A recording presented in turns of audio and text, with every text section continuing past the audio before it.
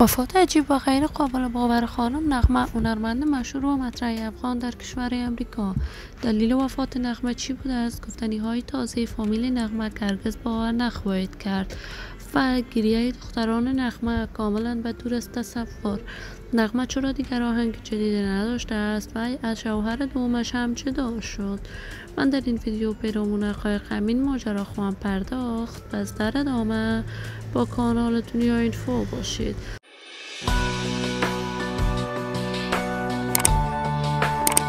سلام و سلامتی نثار تک تک شما دوستان نهایت ارجمند کانال دنیا اینفو.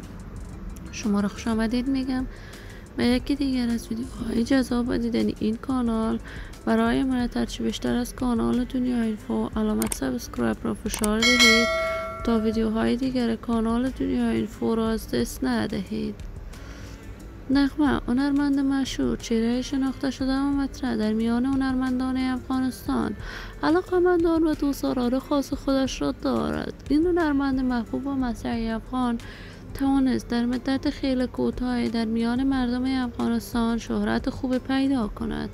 نغمه از سن نوجوانی عاشقانه آهنگ می سرود. آهنگهایش مورد حمایت گسترده افغانها قرار می گرفت.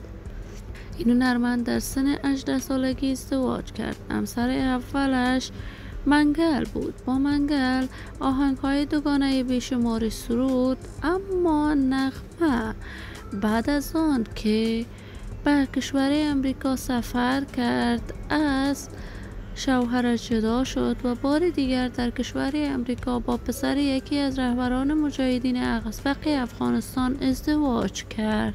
از شوهر دومش فرزنده نداشته است، ولی نغمه تازه تصاویرش در صفحات مجازی نشر می شود که وی در کشور امریکا وفات کرده است و دلیل وفات نغمه سکته مغزی می باشد. تا کنون جزئیات بیشتری این ماجرا در دست نیست، ولی من آرزو دارم خبرهای نشر شده در صفحات مجازی دروغ باشد.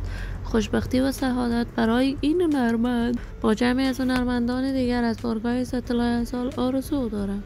دوستان و همراهان نهایت ارجمند کانال دنیا اینفو، شما هم نظریاتتان رو در بخش کامنت با من شریک بسازید.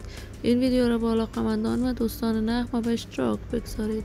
اگر دوست دارید عضو کانال دنیا اینفو باشید، پس برای حمایت هرچی بیشتر از این کانال علامت سابسکرایب را فشار دهید تا ویدیوهای دیگر کانال من را از دست ندهید.